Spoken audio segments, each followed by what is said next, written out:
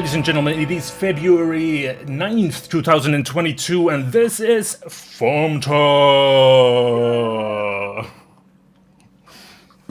I'm, of course, Juha, and with me, as always, my wonderful co-host, Mr. Head First Only, Chris. How are you doing?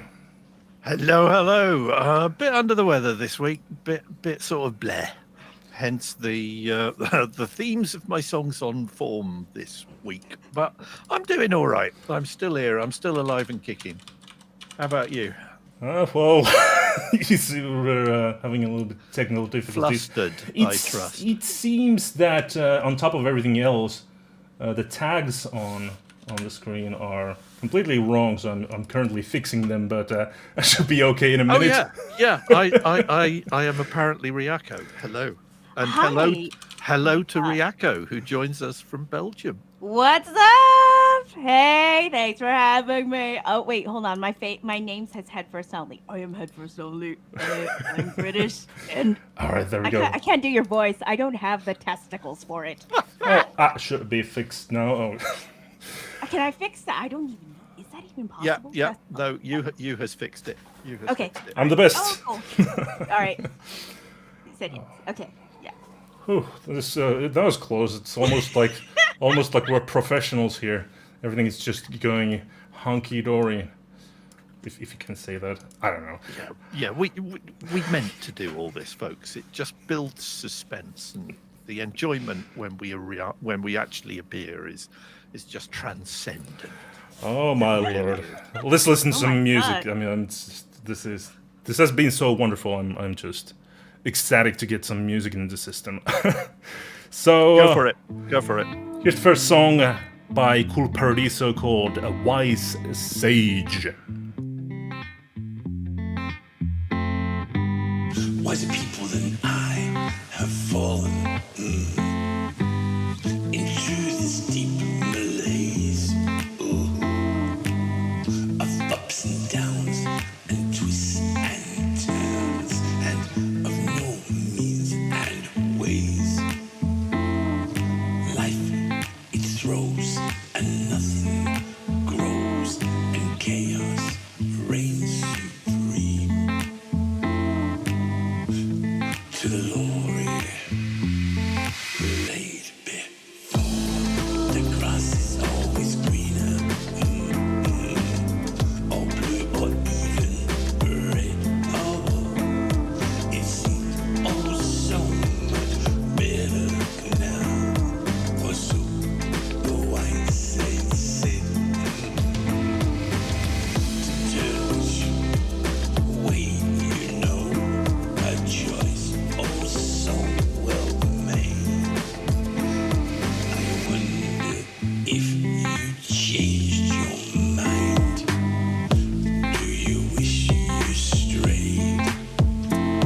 With sincerity and question, yeah.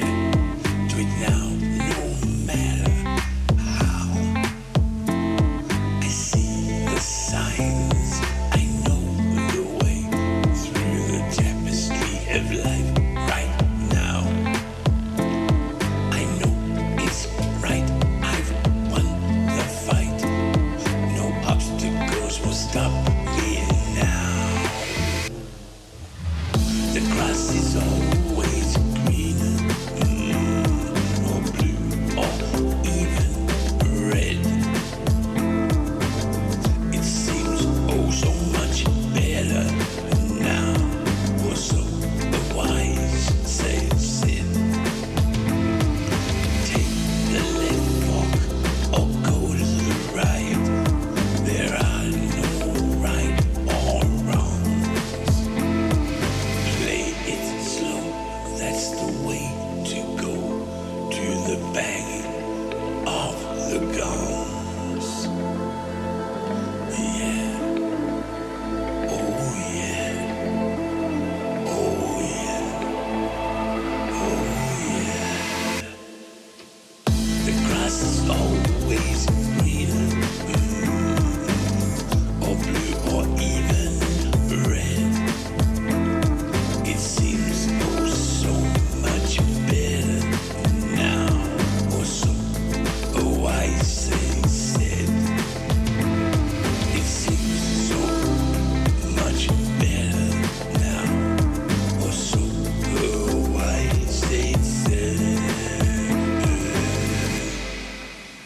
Wise Age by Cool Paradiso.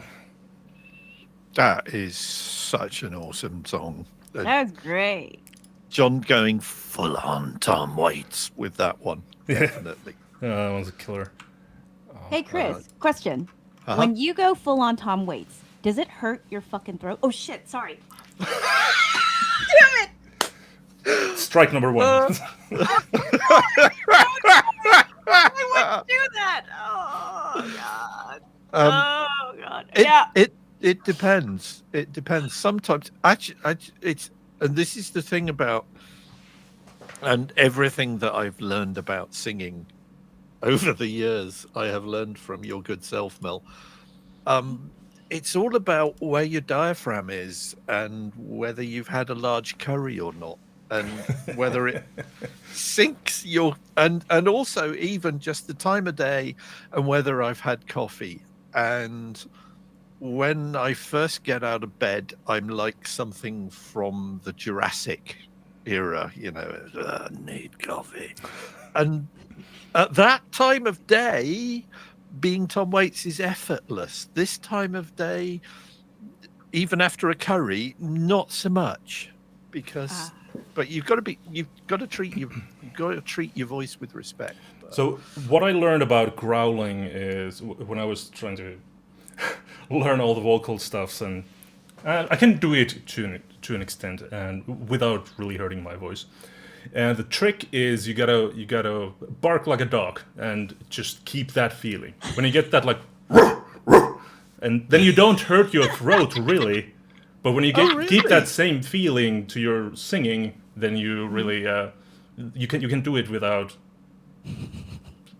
really doing any damage to your diaphragm. Or throwing up, really, or throwing up your curry. You don't want to throw up your curry. Well, yeah, this is Insane. very true. Because I know, like, I mean, my Devon Townsend is my spirit animal, and the fact that the guy has a full-on tenor voice that a lot of opera singers would kill for, but at the same time he can scream and do it all night. And yet he comes off and is like, "Hey guys, how are you doing?" And it's like, absolutely, how did he do that? I guess there's a trick to it that I've just never learned. There is, but barking like we should get Sapient on and get him to explain how he does it. There's trick and to everyone everything. can bark like dogs, and then you can all sure. be like. I actually learned that from a female vocalist who does all those growly, screamy death metal vocals. It's a very cool trick. No. There is actually, that reminds me, there is a free VST plugin that you can get. That is, if I just look at what it was, it's called Alter Ego. Have any of you guys ever used Alter Ego? Because that actually does give you, you type in lyrics and it sings. And one of the artists that they actually sampled is that very female death metal singer. So they've sampled all different phonemes, and you can get her to sing your songs. It's done by Plogue. Januarius is You way are ahead of me. on it, Juha. You are on it. He's like, just fingers at the ready. Boom. Yep. Here's a link. It was Want that? Melissa something, I think. Yeah, when you do that barking Yeah, thing, we're all it immediately- psychosomatically coughing. now. Uh-oh. Everybody's coughing. Here, you know what? I have like a billion cough drop bags at my desk. for this I'm just going to shake my situation. Tic Tac second. Okay. What I wait, have hold is up. I have this I got candy. Irish. Oh, that's right. You has Candy. Oh, whatever. won. You has definitely won. Fine. So Mel, Yeah. I was interested in asking this from you because you've been doing a lot of these. Well, especially I watched one of your YouTube videos, and when you were doing the Metropolis soundtrack project, and Yeah. it's interesting to me because when you think about your, I don't know, archetypal songwriter person, it's not typically doing sort of like soundtrack projects from 100-year-old movies. So I'm interested in what is your backstory, like what got you interested in that sort of music and those sort of projects? We were basically, I started that at the beginning of lockdown, like the first lockdown, where we're like, we don't know how long we're going to be inside. And like everyone and their moms was like making sourdough bread. And I was like, okay, I'm going to try to teach myself something cool that I can actually use. And so I was like, why don't I learn how to score a film? I don't know how to do that. It's like, okay, all right, let's just do it by doing it. And I'm like, okay, what's a good film? What's a film that you like that you think needs a new score? It's like, let's do Metropolis. I love Metropolis. And then it's like, all right, let's just do it. I don't know what I'm doing. I'm pulling it out of my ass. And so that's how that got made. And then now I know how to score, which is great. So, yay! Yeah, Well projects. done. Great way to learn Oh. how to do stuff. Yeah. Also science fiction. I love science fiction. I'm a big nerd. Chris Yeah. knows. Chris knows. Mel is being very modest here because Mel actually got to do a question and answer session on her score for Metropolis and a screening of the film with her score at the World Science Fiction Convention just Oh, before cool. Christmas at WorldCon. Yeah. I was in How did that go, Mel? It went well. It's like there weren't, because it was like the first day of the con, there weren't that many people. But the people who did go, they stayed and they asked questions and they were like really like interested and invested, and they talked to me afterwards, and I'm like, wow, this is great. And I was just glad because like some of them, they came up to me and they're like, I've never sat through this whole film, like never. Like I think that's a testament to how much music affects your viewing experience. So especially when it comes to like silent films, I think in order for your brain to like accept that this is a film, this is a story, you almost have to kind of have the right conditions, and that includes the music, and that includes like a variation of sounds. It includes like a tiny bit of maybe Foley. It's just, I think that there's so much as like a modern audience that keeps us engaged. But when you start taking things away, that's when you start realizing what you're missing, or and so that's kind of where I went about it. I was like, all right, well, I got to do this, and there's no clear stops in this film, so like I better just kind of treat it like a DJ mix, and just kind of just keep it going, keep that train going for 2.5 hours. Yeah. And I did. Yeah, I first heard about Metropolis because Dream Theater did a song called Metropolis. John Petrucci saw the movie and was inspired to write a piece of music based on that. And I've never really watched it. I've always been sort of interested in the back of my head about the movie because of that, because it seems to inspire a lot of creative people. But yeah, what I saw from your video, it was the scene where the robot was just waking up, I guess the first time. So Yeah. it seems really, really interesting. You know what? I'll give you a link. I've got it on. I got it saved. I'll give you a link. All We right. can do it afterwards, Sweet. and then you can watch it at your leisure, and then you can watch the whole thing, and then be like, "This is a great film," because that's actually one of the things when you do sit through the whole thing, you just understand you really understand the themes, versus if you just stop and you just like you start watching after like 20 minutes, it doesn't quite capture you the same way. Yeah. And so, yeah, Yeah, I you guess have to be captivated. Yes. I get what you mean. It is an astonishing film. And I mean, it was shot in 1926, and there are scenes in it that, I mean, you have to realize a lot of the cinematic language that Fritz Lang was using, he was inventing and making up on the spot. I mean, there is one scene where this hand reaches towards a curtain, and Lang was filming it with the camera, and they weren't small cameras back in those days. Filming it with a camera on his shoulder, it's handheld camera work in 1926, man. Absolutely astonishing. So yeah, do check out Metropolis, and if you can, go to Bandcamp. and download Ryako's score for it and watch it with that score playing. So, Mel, when when you say somebody gives you a 3-minute scene, Yeah. and says, right, score this scene, what's the Mhm. first thing you look for when you're trying to figure out what you're going to do? Well, what you have to do is first figure out the purpose of the scene. Is it to, what is it? Is it exposition? Is it what is the purpose? What is the motivation of the scene? And also, how do I get people to connect to this character?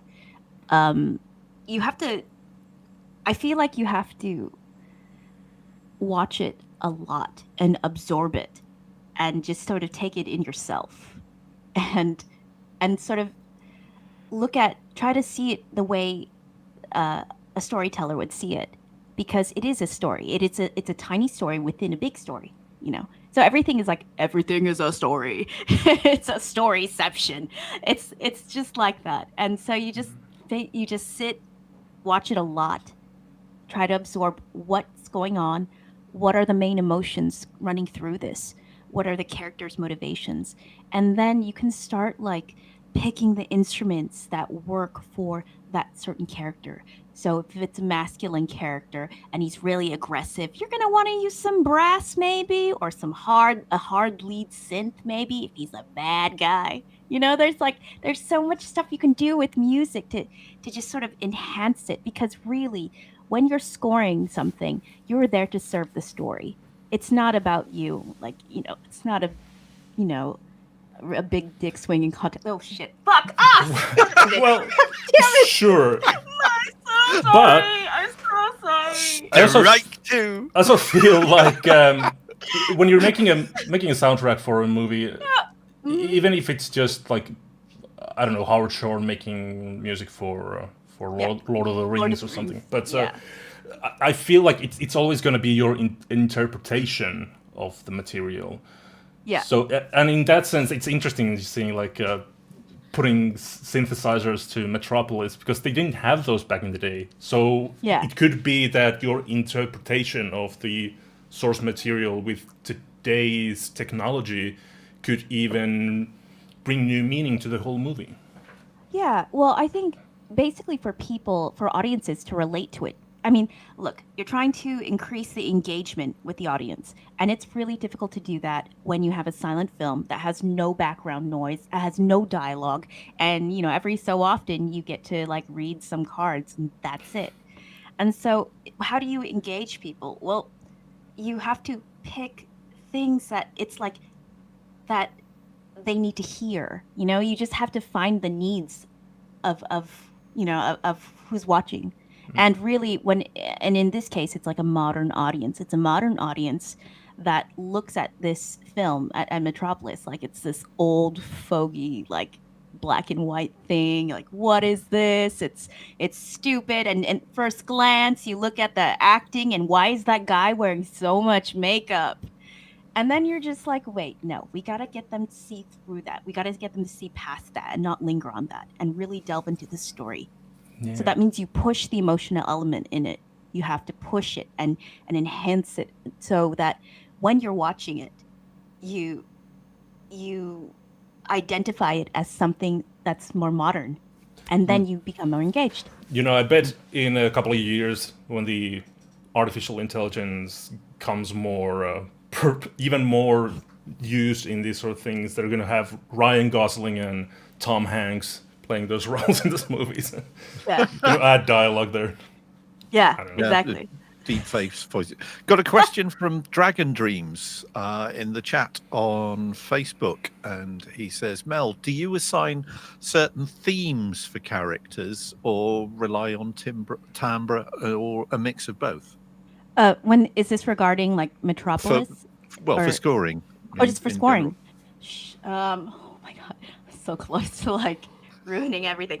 Okay. What I try to do is I try to usually with a character, any character in this in any story, and this isn't just for like one, a film. This is a book as well, whatever story. There's always a character who has a need, a longing, or a deficit. You find that, and so it depends on what the needs are. So if it's like loneliness, for example, if that's the main thing that you get from the character, you get like maybe he's lonely or he feels isolated, do like a solitary piano, something that feels really personal and intimate. And it's for, it's just a lot of it just depends on what that character needs, and also what's that character's motivation. Again, it's trying to like sort of internalize who these characters are as real people, instead of looking at them like they're just these characters in the story. They have to become real for you in order for you to make them even more understandable. Yeah. Okay. So I've been doing a little bit of music for our little adventure game, and a problem I seem to have, or not really a problem, but a consideration that has come up is that because we have characters that appear in cutscenes and whatever, do I make a certain theme, like musical theme for a character when somebody's talking, like a big boss is talking? Do I play the same theme, like in Star Wars whenever Darth Vader is on the screen, you have the Imperial March? Have you done something like that with characters? Well, I'm scoring a game right now, so Okay. I'm scoring a horror game for Pretty Smart Games, and it's like a horror rogue-like game with cards, deck building. So Yeah. here's what I see. First, how many cutscenes do you have? Because sometimes if you have a lot of cutscenes, the themes can get tedious Yeah. and like super boring. And so I think if you don't have a ton of cutscenes, then you can use the same theme. Find a melody, okay? Find a melody, just one melody that encapsulates this character. And you can use it if you want to give a bit of more nuance to the emotional whatever's happening. Yeah. Then change the instrument a little bit. Even yeah. like adding reverb to something, it changes the instrument completely. When you do so, like, and Chris knows what's up. Like, dude, he like spills reverb on that piano. Like he's just like made of reverb. Like you get a reverb and you get a reverb and you get a reverb. Everybody gets a reverb. And he's like, yeah. But it makes a difference. Yeah. And I think that's something you can do. You can make a melody, just make a little motif for a character. Take that. Yeah. Yeah, I know what you mean. And because Juha mentioned John Williams just then, and I think we ought to wish John Williams a very happy birthday for yesterday, because he was 90 years old yesterday. Good and God. Somebody 90 years old, 56 Oscars on his shelf in his office. 56 Oscars. But one of the things that that Williams does, and he actually borrowed the idea from Wagner, I think it was, is that in the Ring cycle, each of the principal characters in Wagner's opera doesn't have a full theme. He has something, or he or she has something that Wagner called a leitmotif, which is literally just 5 or 6 notes. And Williams does that particularly in Indiana Jones movies, because when Indy goes full on indie, the score will always go da da da da, and everybody goes, it's indie time, and that's a leitmotif. It's not a full theme, but that's enough to go, our guy is here, he showed up, and he's going to take names. Yeah. And I watched this excellent video on YouTube about Howard Shore, and I think it was called How Howard Shore Makes Us Care. And it talks about how along the movies, he has 2 themes. He has the Concerning Hobbits theme that is like... Da, da, da, da, da, da, da, da. And he keeps and it's all, using... like, light. Yeah, he keeps like reusing that all of the movies, but it keeps changing, and he keeps introducing the Grey Havens theme along the way. So the Grey Havens theme like, almost grabs the Concerning Hobbits theme and keeps like pulling it towards the end of the third movie. It's really interesting film. Is that the da da da da da? No. It's No, like which one is it? Grey Havens theme is like oh god, it's like da da da da. It goes like da da da da. It's very slow and sort of. Oh my god. One of the most amazing feats that I've ever heard pulled off in a theme tune is the show Star Trek Discovery. Oh yeah. Which is sort of a precursor to the time of the original series. So there's the Enterprise with Captain Pike rather than with Captain Kirk, and the Spock and everything else. And they developed the show through several seasons before you see Pike and Spock on the bridge of the Enterprise. And at that point, at the end of that show, the Discovery theme that you've been listening to for 2 seasons starts playing, and the original series score from the 1960s is dropped in as counterpoint. Yep. And the two fit perfectly, and they were deliberately written so that the original series show was the counterpoint melody to the Discovery show, and they kept that payoff for 2 years. Wasn't that Alexander Courage? Is that It was, the yeah. composer? Yeah. Boom! Oh, sorry. By the way, I'm like a huge Star Trek fan too, and I love it. And that was like when somebody asked me what my idea of a perfect date was. It was hanging out with somebody, eating pizza, and watching Star Trek. So yeah, I was like, yes, I love it. So yeah, I know, dude, I know. We've actually been talking a little bit about Star Trek on Slack, and I restarted Babylon 5 recently because that's probably my favorite Yes. TV Thank show you. of all time.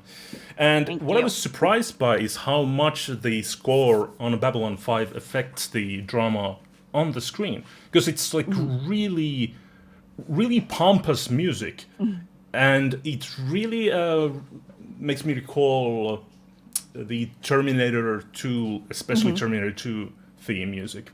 Yeah. They really sound like they could be in the same movie.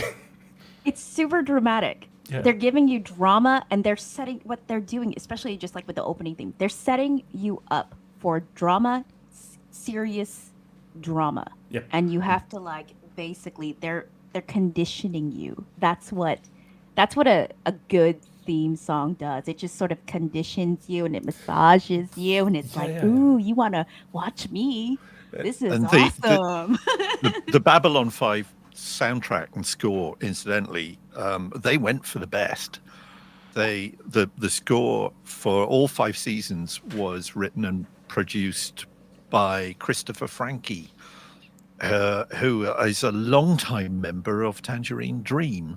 So very much in terms of synthesis, but he wanted to go full orchestral, so they got the Berlin Philharmonic Orchestra in, I think. Jeez. And I'm such a Christopher Franke nerd, such a Babylon 5 nerd. I have the soundtrack albums.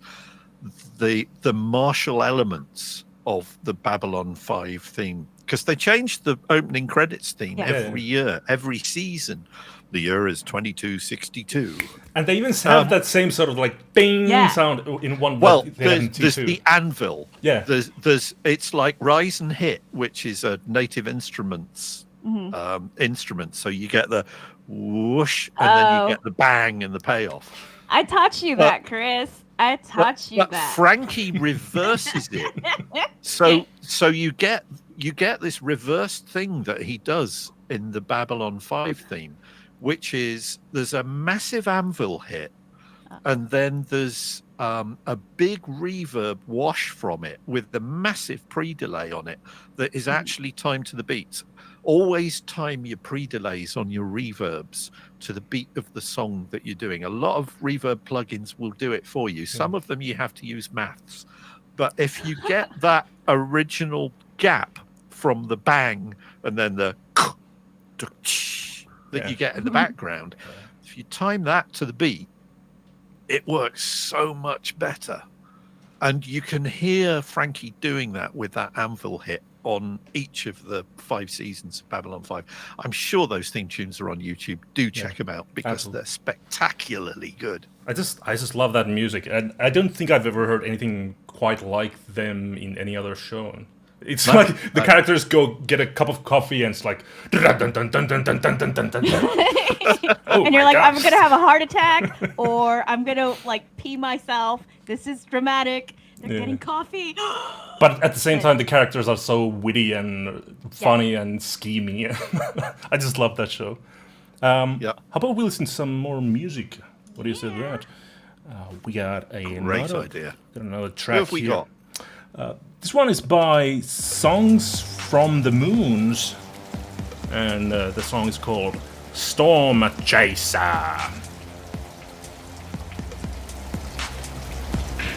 The fog got caught in the undertow, and the dream was buried today. She was wearing a white dress as she was supposed to wear on her wedding. February 18th. Huge thunderheads are all I can see. I get my dad's SUV and start driving. Well, I can feel it in my bones. This isn't any ordinary eye of the storm, but well, a tornado starts to form. My gut instincts were right.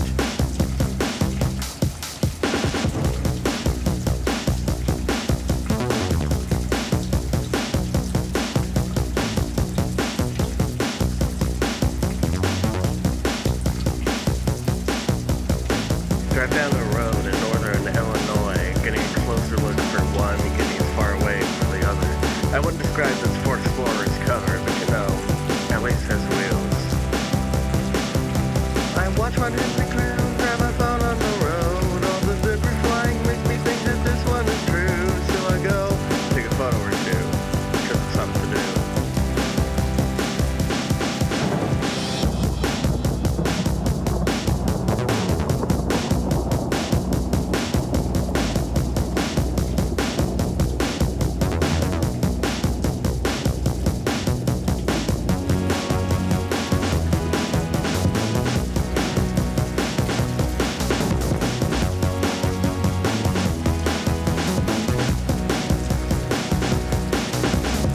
Blinking on the sunroof, hail begins to fall, and though I might not be prepared, I know what to do at this point, because I have an easy way to get out of this joint if it gets too hot to handle, it's often endeavor. Now I eat my words as it's changing direction, but if my pedal's to the metal, I should get out of this sight, assuming I don't get picked up and end up flying like a kite. You know what, let's just get back home.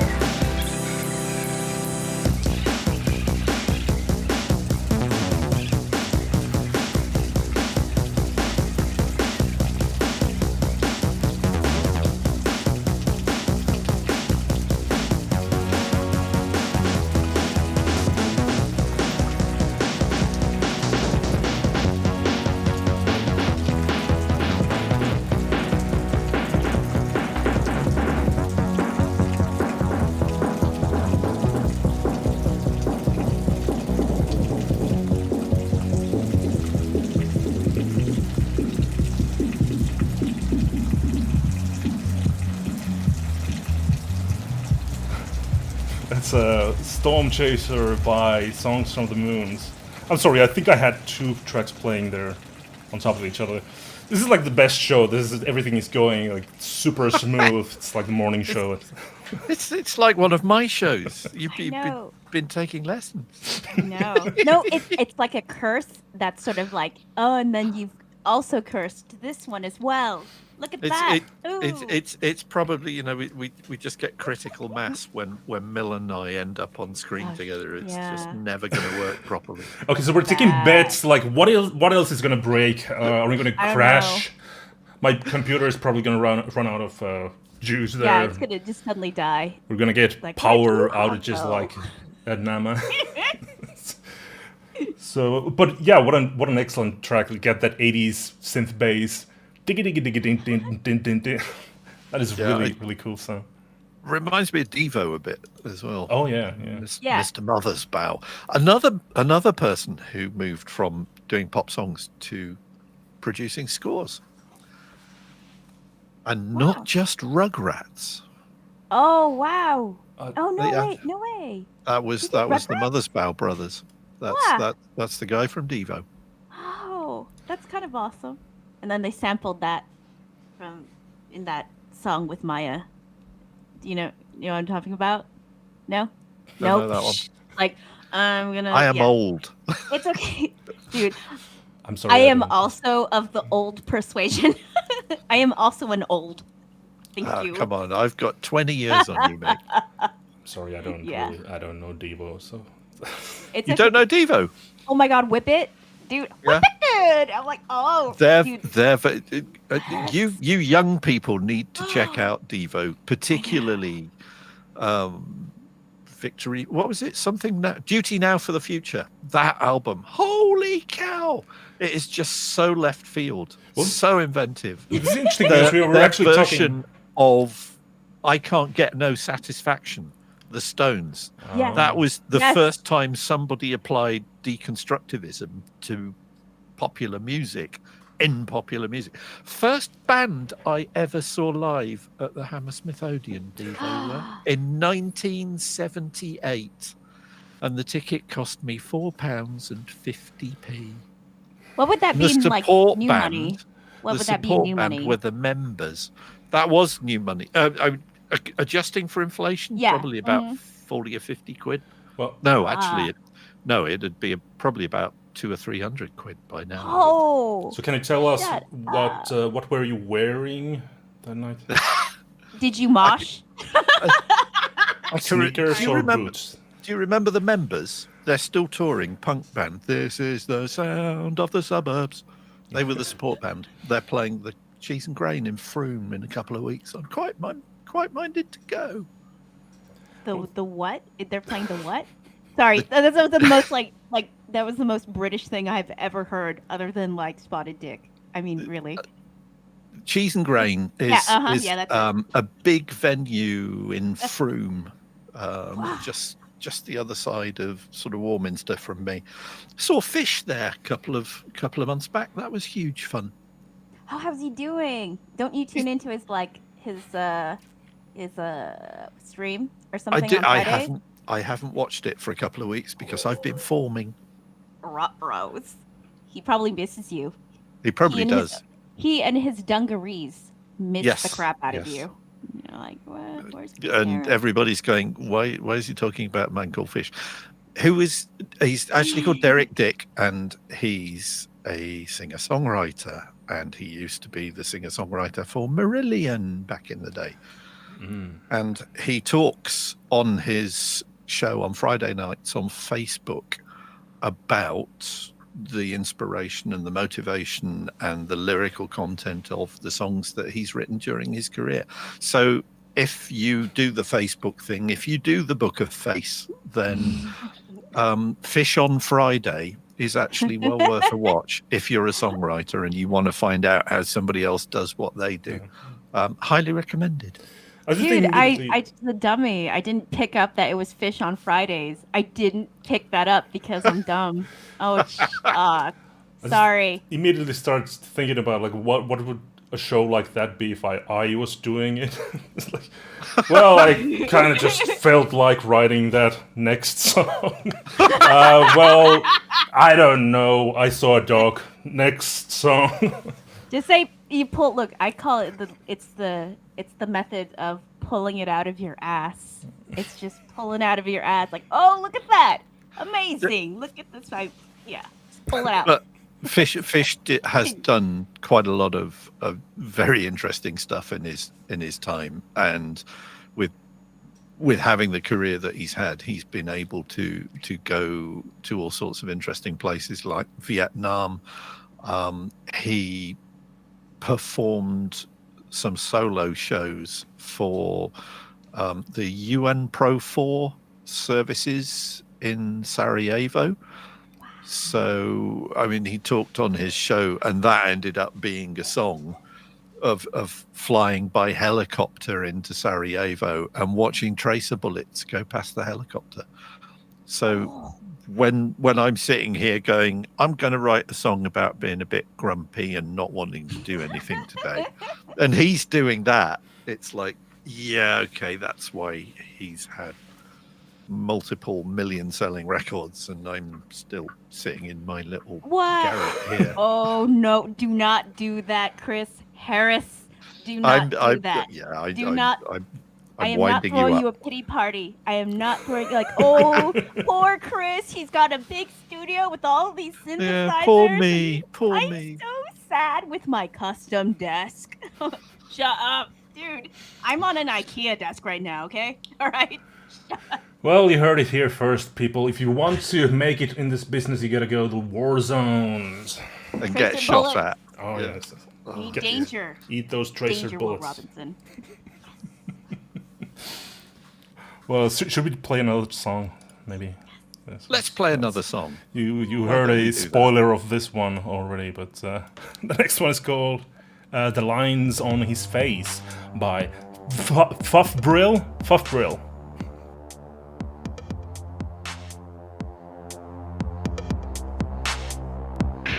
The thought got caught in the undertow, and a dream was buried today.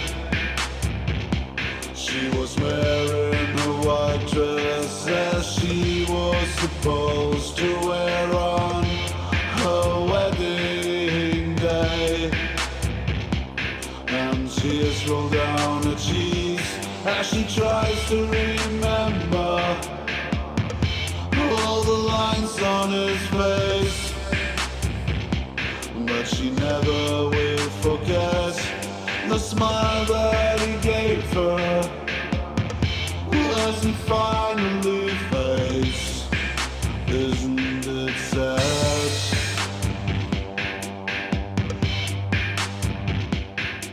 Terminal action, the final straw. She stares at her reflection in the water. Her demons are calling her. She will not give in. But she already put one foot into the water. The thought got caught in the undertow, and her dream was buried today. She was wearing a white dress as she was supposed to wear on her wedding day, and tears roll down her cheeks as she tries to remember all the lines on his face. But she never will forget the smile that he gave her as he finally faced. Isn't it sad?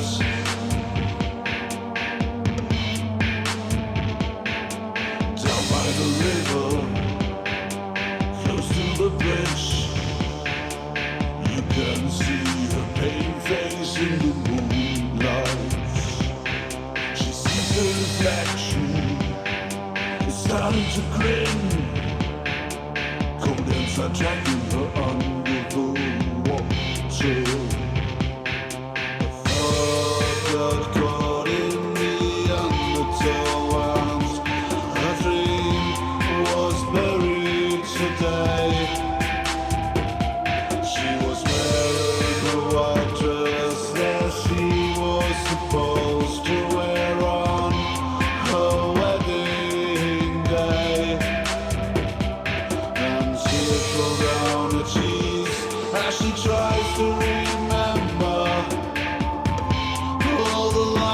on his face, but she never will forget the smile that he gave her as he finally faced his wounded says.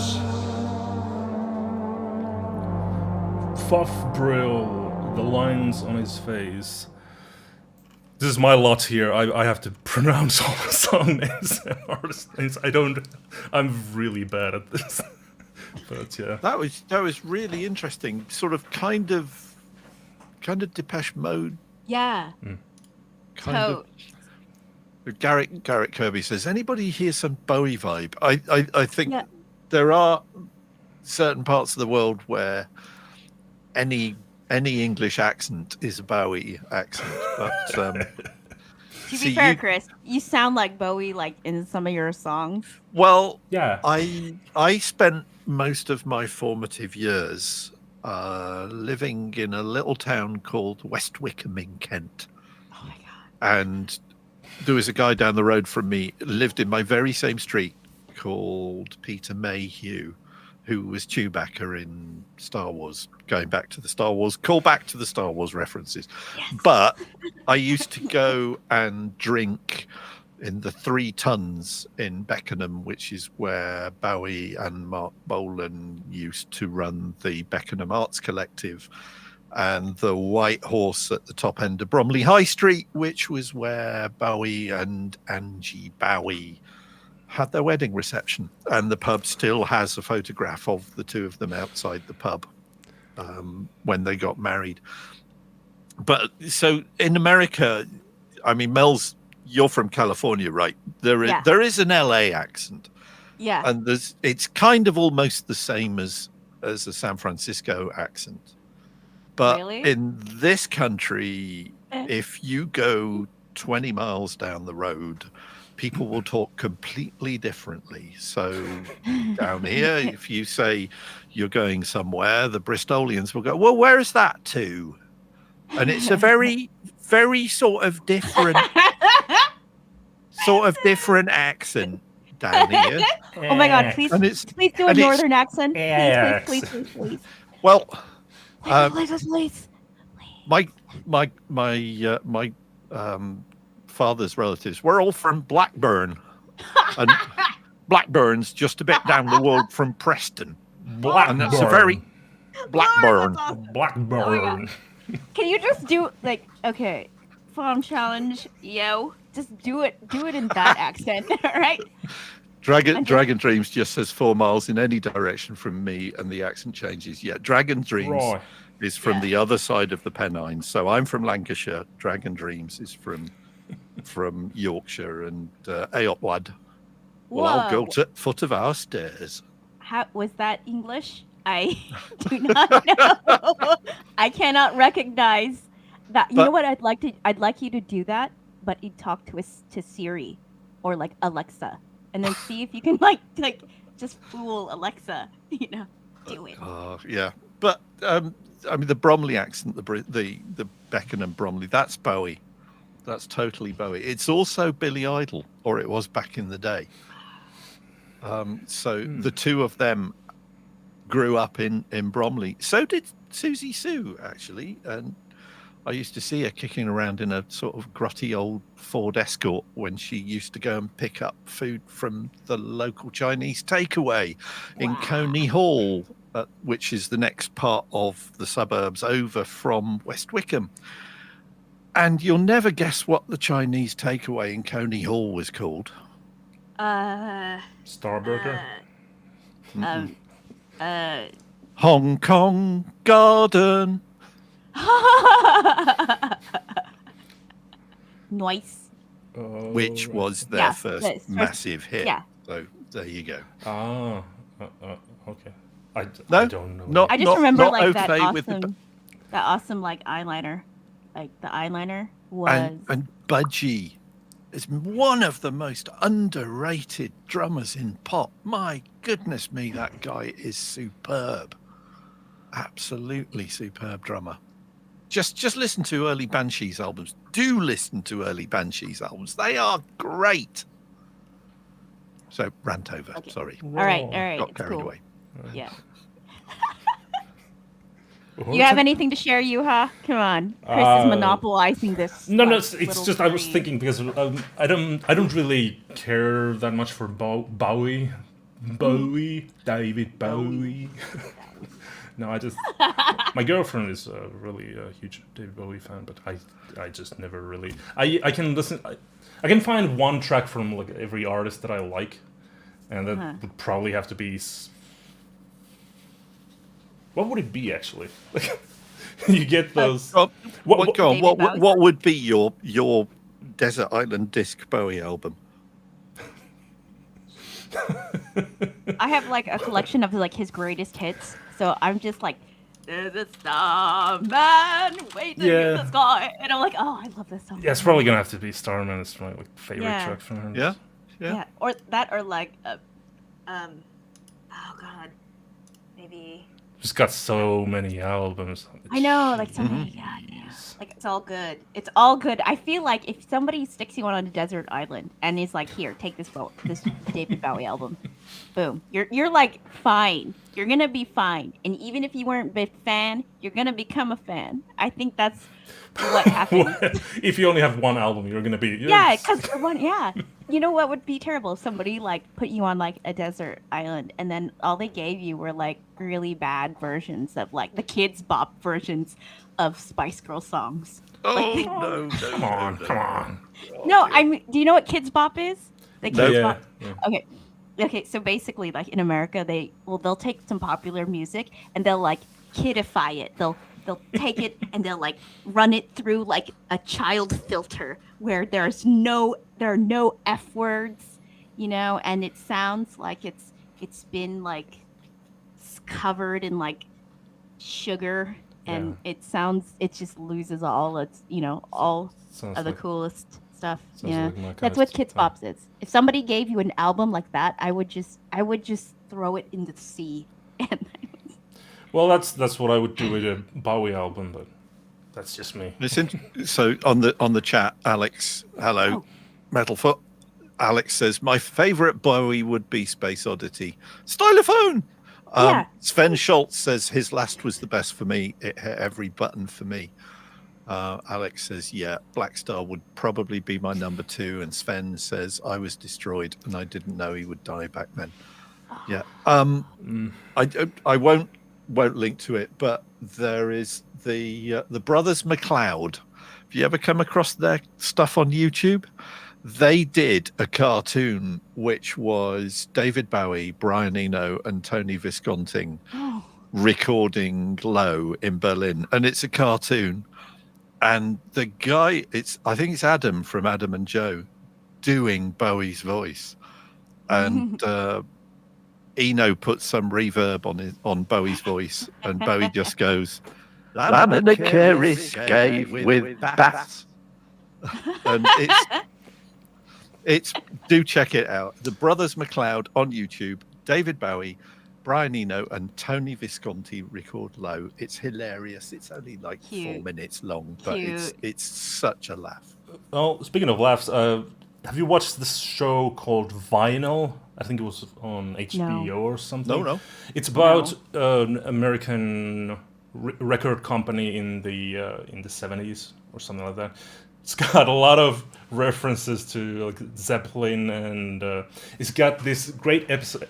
Well, all the episodes are great, but it's got this episode with this really, really fun Bowie impersonator that looks exactly like him, and he's doing like a I have to. sound check. What's this on, mate? It's called Vinyl, and it's Vinyl. I can't remember. I watched it like 6 years ago. I'm sure somebody in It's the chat will. HBO. yeah. It's HBO, is it? Okay. 2016, and it's got a great scene with Peter Grant. This keeps Oh, my Lord. shouting and shouting. For those of you who are too young to remember, Peter Grant was Led Zeppelin's manager, and I think going up against the Mafia would probably have been safer than trying to go up against Peter Grant. Was he a dick? What can I say No, that?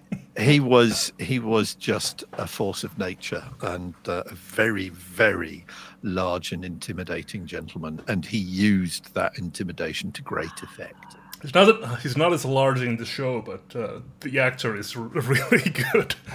But yeah, So I got he- the impression it's like very protective of the band. Just a bit. He would actually hunt down touts selling fake T-shirts Yeah. during Madison Square Garden, and would basically just, pretty much beat the guys up and take all their kit. That's crazy, and There's so I'm many- kind of not mad. You know? There's so many Peter Grant stories. If you go search for Peter Grant stories, they just yeah. keep getting crazier. Like he once there was I think, what are those called? A band was playing before Zeppelin, and they Support went band. like Support. 5 minutes after, like over Zeppelin's time. So Peter Yeah. Grant's just like turned the electricity off the whole place. Was it like a giant lever? Like it was. Pro- like, this was probably like 70s lever. To be honest, Juha, if it was Peter Grant, I would have imagined he'd probably have had a trapdoor built in the stage and a tank full of sharks No, underneath the stage with Yes, laser the- beams on their the heads. old vaudeville like hook, like Yeah. Sorry. Garrett's got the story. The Vinyl is an American period drama television series created by Mick Jagger, Martin Wow. Scorsese, Scorsese. Rick Cohen. Damn. If it's that old, then I should be able to pick that up on DVD or Blu-ray. Yeah, probably. Well, it was only one season, but I really like that one. Oh, how Oh, in come that, on that case, I'm season? definitely going to track that down. If you want to know what the real Peter Grant looks like, the gangster scene in the Led Zeppelin movie, the song remains the same. That's Peter Grant. It's like Same that's one. sweaty comb So over he- type of like. So Yeah, that's Scary. the one. Got That's it. the one. Scary. Got it. Okay. Yeah. Oh my, we're running out of time here, but Oh, sorry. No, what? no, Oh, it's no. been so fun having you here. Yeah, it has. Really has. Fun. And we did start late, so I think Yeah, we we can. did. We can go over a little. Like, I Yeah, don't just- think people are gonna complain. You're not gonna complain, right, guys? No, Right? well, No. I'm okay No. with it, but we're kind of running out of things to talk about, right? Oh Oh, no. I don't believe so. Sven on the chat says, so we're Okay. back to Bowie because it's Yeah, kind yeah, of yeah. being a Bowie night. What I loved in Uh-oh. Bowie was that he, unlike so many other old farts, never stopped doing new things. Yes. There was just no point in his work when he began. There was no point in his work where he began to just replay the old songs. Yeah. And Sven says, "No, don't go." I'm afraid of Americans. Oh God. I loved the next day, and I actually got to talk to Tony Levin, who played Stick on Boss of Me on that album, and saying, I mean, you can't just say, well, what was it like working with Bowie? But he was saying just how, it was like NDAs and everything. It was really, literally like a military operation where nobody knew that album was going to drop until it dropped. And Nice. can you imagine any other sort of gigantic media enterprise like that you just wouldn't know it had happened until it's like, oh, by the way, the Disney Channel is now showing you this new Star Wars movie that we've just made entirely in secret, and everybody would go, what? But Bowie could do that. Yeah, there's a different time. Nowadays, everybody wants to be spoiled before they see anything. They won't see Yeah, a movie they're- unless they know exactly what's going to happen in it. Yeah. They don't there's no patience anymore. They're like, you don't get to like have that moment of anticipation.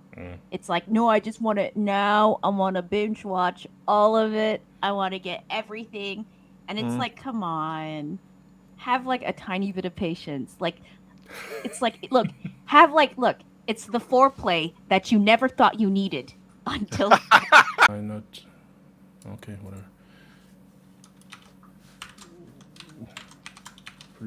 Bye.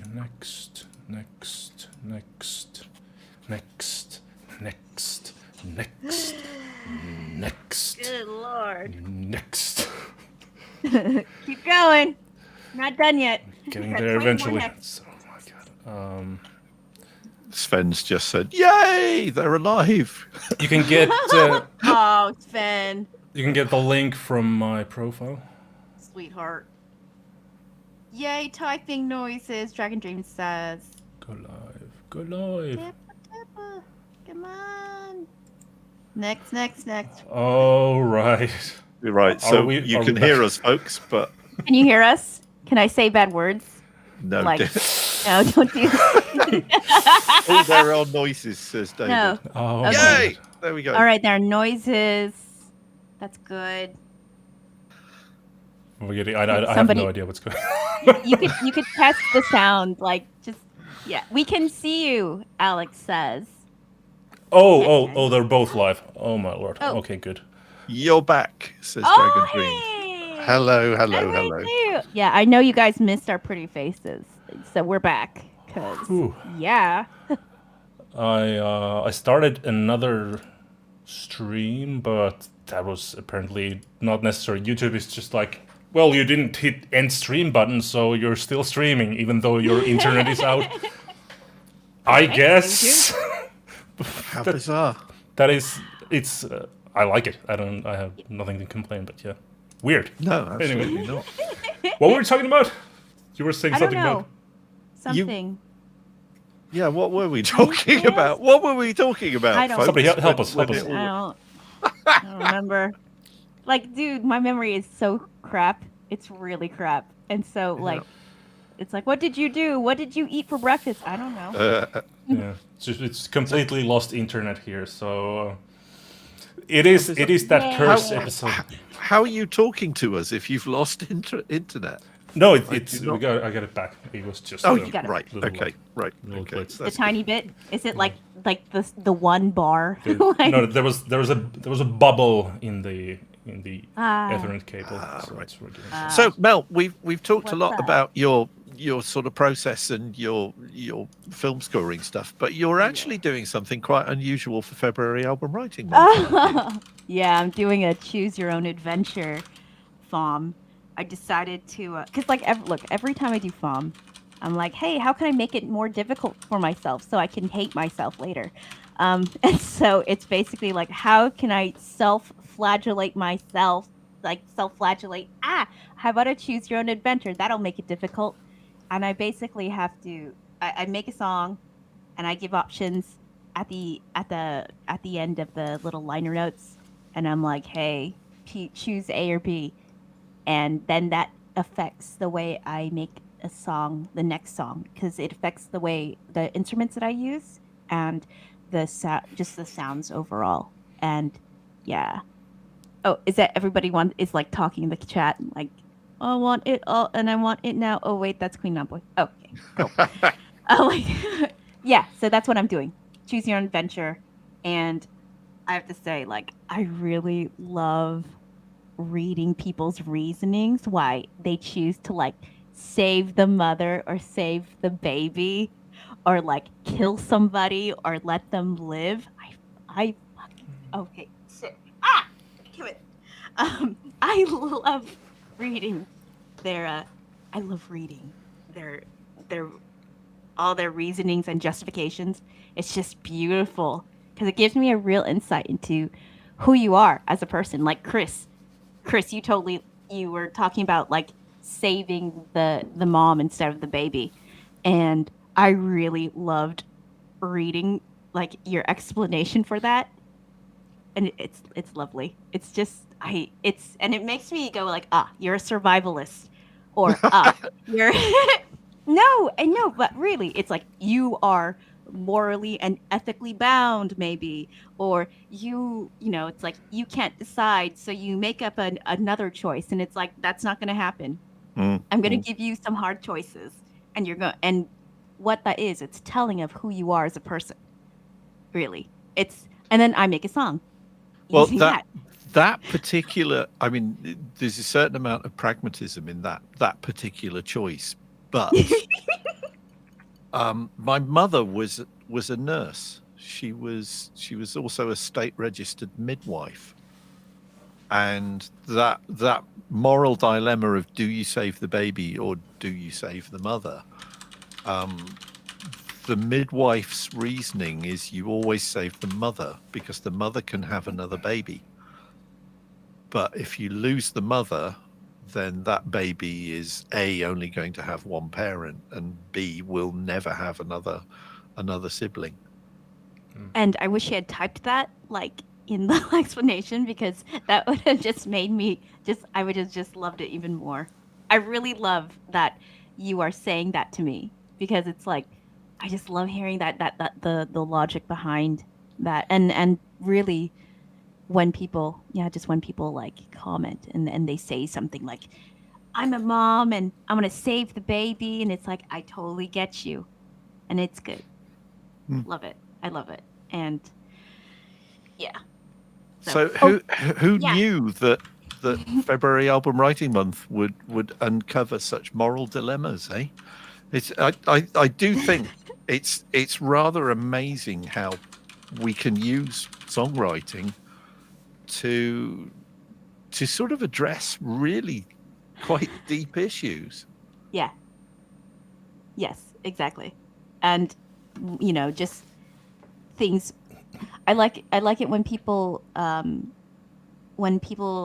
start, they give a more in-depth explanation. They really some people put like A or B. Some people write an in-depth explanation, and it's like, oh, it's really interesting to see how someone would react in such a situation. Because really, yes, it is fiction. Yes, this is a story, but the choices that you make are, they can be difficult. And if you were faced with a situation where you're like, you have to do that, maybe you'll be more prepared for that. I don't know. Maybe I'm just like prepping you for the zombie apocalypse, Could be. So when you give us our A or B choice, do you have a specific idea in mind for what the resulting music will be?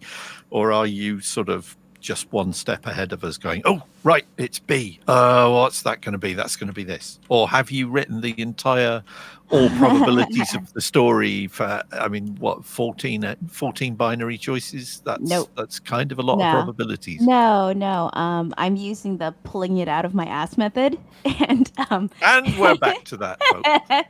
No, it's really, what I do is I don't expect anybody to choose one or to choose like, the one that I'm going to choose, because I usually, I will like wait and see where it ends up after the first few hours. And it's like, okay, if it's heading towards a certain direction, if I can see that it's like that kind of choice.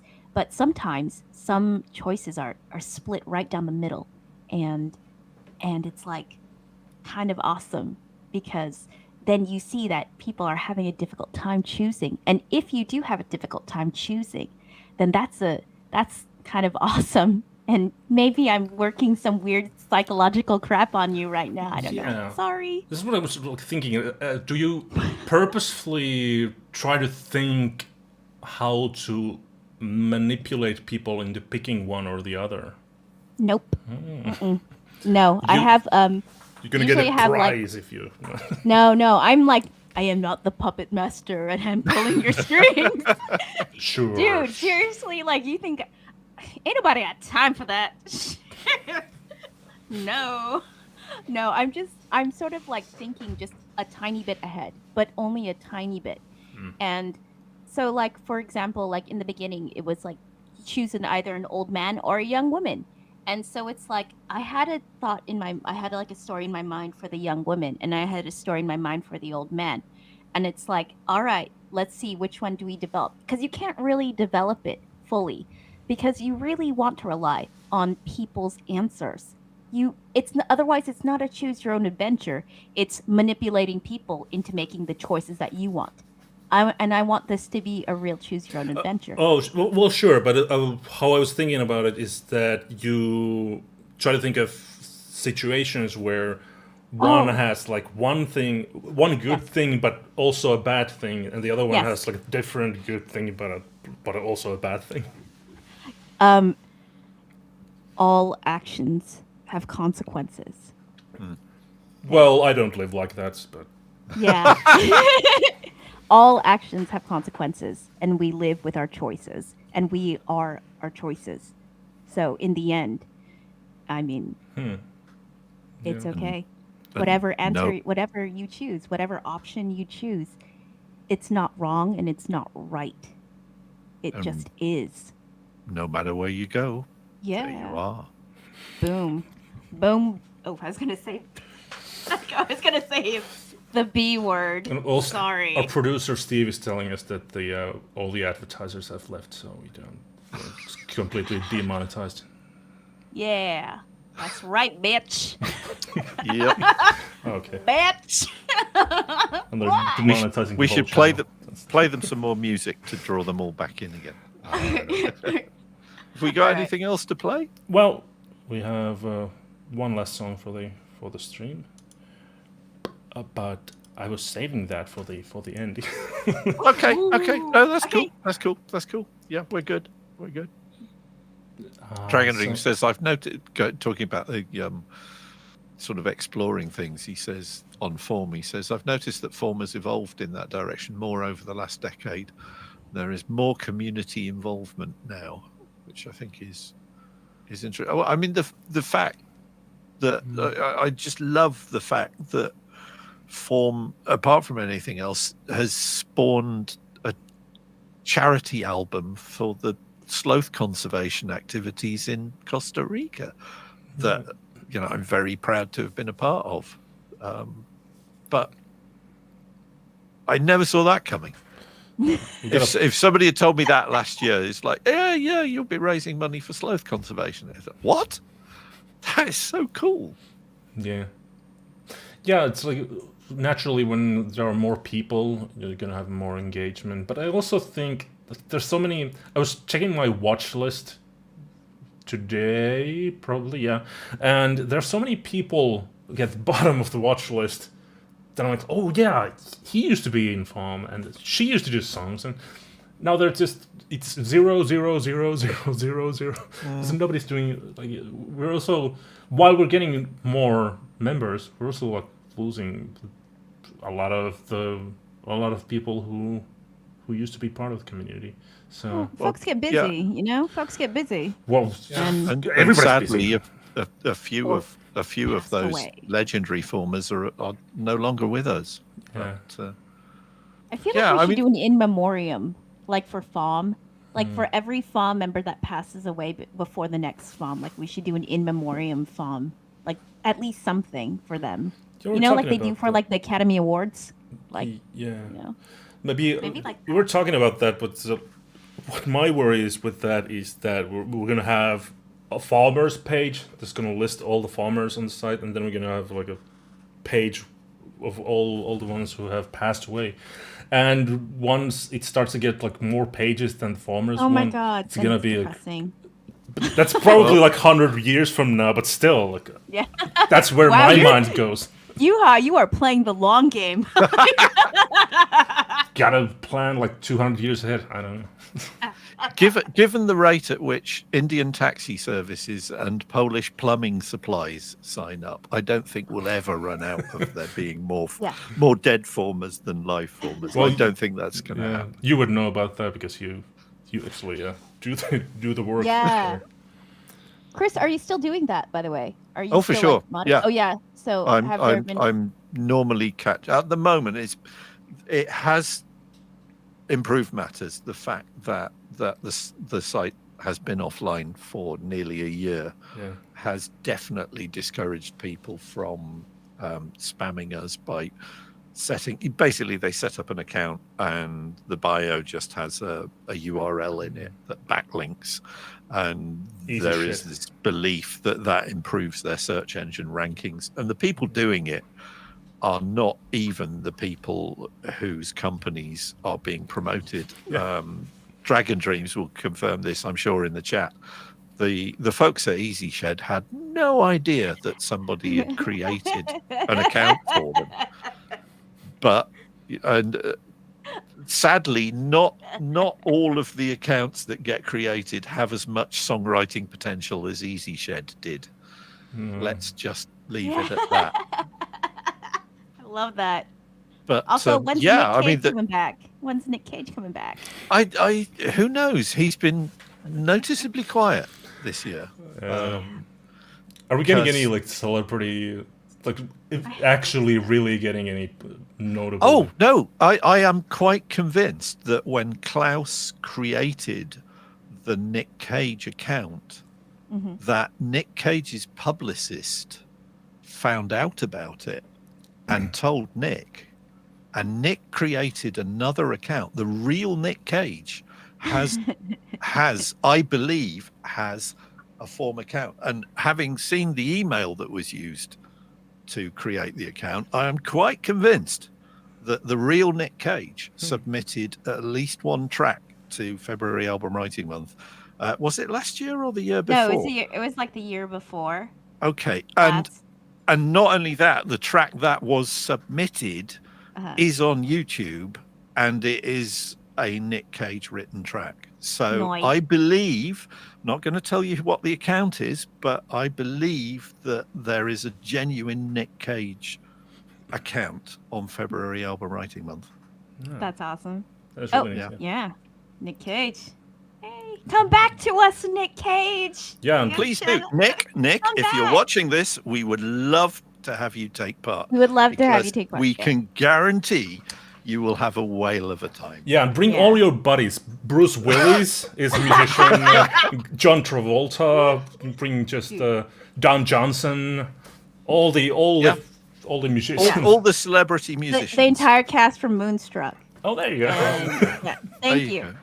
I need a share happening in here. Yep. Yeah, that'd be cool. Oh, But you do not have to be a celebrity to take part in February Album Writing but Month. we We are here welcome them. just as much for you. You will get as much attention posting your stuff on February Album Writing. Well, maybe not. But Nick Cage, though. I mean, Nick Cage, though. you can't. Yeah, you I mean, can't beat the Cage. All right. that's it. Okay. I'm calling it. This is getting Okay. way out of hand. Sorry. We're gonna have to be calling it quits here Yeah. and come back some other day. Yeah, But- please do, Mel. Yeah, Mel. Oh, yeah. It was a This has been a Sorry hoot. about F words. hoot and a half. It was Sorry. really fun. Really fun having you around. No. And talking about all those movie soundtrack things. That's Yeah. my kind of stuff. Yep. Yeah, I love that. I was gonna say I love that shit. I was, you know, watch my language. Fuck. I'm so sorry. Okay. This is where I do this, and I go like. You have to censor Mel here. Yeah. Can't see me now. Yeah, cool. It's the ravenous bug-bladder beast of Troll approach to web streaming. It's the idea that if you can't see the camera can't see you. La la la la la la. I'm also not a cat, so. Sorry, not drunk. Cool. We're gonna be coming back Monday. What day is Monday? It's 14th. So that'll be Valentine's Oh Day. no! We will be fighting the pink. Should I color pink. the overly pink? Don't I fight think it. you've got Embrace to. it. You You've gotta got to embrace the pink. embrace it. So, for those of you watching who have not done February Album Writing It's Month gonna be a before, surprise. Yeah. you are in for a surprise on Monday. Yeah. Find yourself some cheap sunglasses. For You'll your need them. retinas. You need your retinas. Oh, Keep those intact. it'll all be right. it'll be bright. Yes. So for our next for our last trick, we got one last song here. This one is by Carlsberg. It's a song called "Falling." So until next time, goodbye. Have a good fall.